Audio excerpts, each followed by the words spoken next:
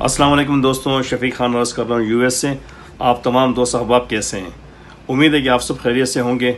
आज एक नए पैगाम के साथ हाजिर हूँ। पिछले कुछ हफ्तों से जो ख़बरें चल रही हैं कि मुत्तहिदा अरब इमारात ने इसराइल को जो है वो तस्लीम कर लिया है और उनके सफारतखाने जो हैं वो दोनों मुल्कों में कायम हो गए हैं और आपस में बिज़नेस भी शुरू उनका हो चुका है, फ़्लाइट भी उनकी शुरू हो चुकी हैं और बहुत सारी चेंजिंग आपको आगे नज़र आएगी और बहुत बड़े बड़े मुआहदे भी उनके हो रहे हैं। बेसिकली ये सिलसिला बहुत पहले से चल रहा था और ये सिर्फ इसी वक्त का इंतज़ार कर रहे थे कि ऐलान करना बाकी था। ऐलान हो गया है और इसके साथ साथ सऊदी अरब ने भी जो है दबे अल्फाजों में उसका इज़हार किया है और जुमे की नमाज़ों के खुतबों में उन्होंने उनके उलमा ने भी ये लंबी लंबी तावीलें देना शुरू कर दी हैं कि आहिस्ता आहिस्ता इसराइल को कबूल कर लें, मगर उनकी आवाम अभी भी इसके लिए ज़हनी तौर पर तैयार नहीं है।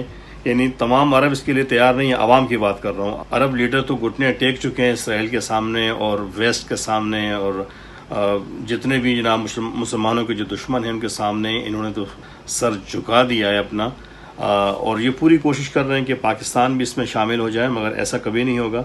पाकिस्तान के कौमी इदारे सो नहीं रहे, उन्होंने इन पर पूरी नज़र रखी हुई है। मेरी तमाम पाकिस्तान के कौमी इदारों से भी ये दरख्वास्त है कि वो किसी भी अरब साजिश का हिस्सा ना बने और ये शाह सलमान टाइप के लोग और ये जो दूसरी अरब रियासतों के जितने भी ये 2 नंबर बादशाहतें जो इनकी कायम हैं, ये तमाम यकीन करें कि ये सिर्फ़ और सिर्फ एक हफ़्ते की मार नहीं है और ये अपनी सलामती जो है वेस्ट यानी इसराइल से और यूरोप अमेरिका से मांग रहे होते हैं।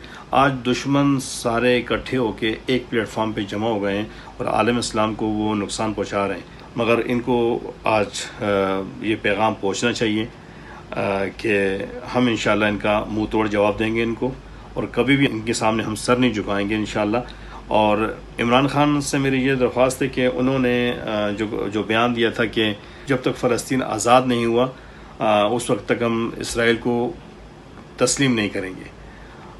मैं ये अर्ज़ करूँगा कि फ़लस्तीन आज आज़ाद हो जाए या कल हो जाए या 10 साल बाद आज़ाद हो, हम इसराइल को फिर भी तस्लीम नहीं करेंगे। फ़लस्तीन की आज़ादी के लिए मुसलमान कोशिश करते रहें, फ़लस्तीनी भाई बहन कोशिश करते रहें, हम उनके साथ हैं, हमेशा उनका साथ देते रहेंगे। और भी जितने हमारे मुसलमान मुल्क दुनिया में हैं, हम उनके लिए आज़ादी की आवाज़ उठाते रहेंगे, मगर हम इसराइल को फिर भी तस्लीम नहीं करेंगे, क्योंकि उसने पिछले 70 सालों में जितना नुकसान पहुँचाया है मुसलमानों को वो इस तरह छूट नहीं सकता और वो सिर्फ़ फ़लस्तीन की आज़ादी पे उसकी माफ़ी नहीं हो सकती।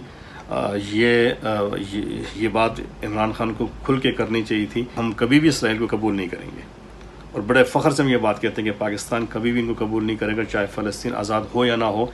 जंग हमारी इनके ख़िलाफ़ जारी रहेगी। ख़लीजी रियासतों में आने वाले वक्त में हालात काफ़ी मुख्तलिफ होंगे, बल्कि हालात जो हैं वो वहाँ भी टाइट होते जा रहे हैं और वहाँ के बिजनेसेस और मामलात जो हैं अब वो वैसे नहीं रहेंगे जैसे पहले थे।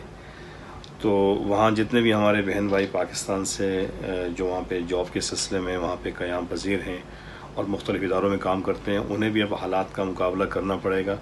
और क्योंकि मुसलमान जो है वो हर हालत में अल्लाह पे भरोसा और हालात का मुकाबला करता है और इसके साथ साथ पाकिस्तान के कौमी इदारे भी इन पूरे हालात पे नज़र रखे हुए हैं, बल्कि गहरी नज़र रखे हुए हैं। हालात जो भी हों हमने डट के मुकाबला करना है।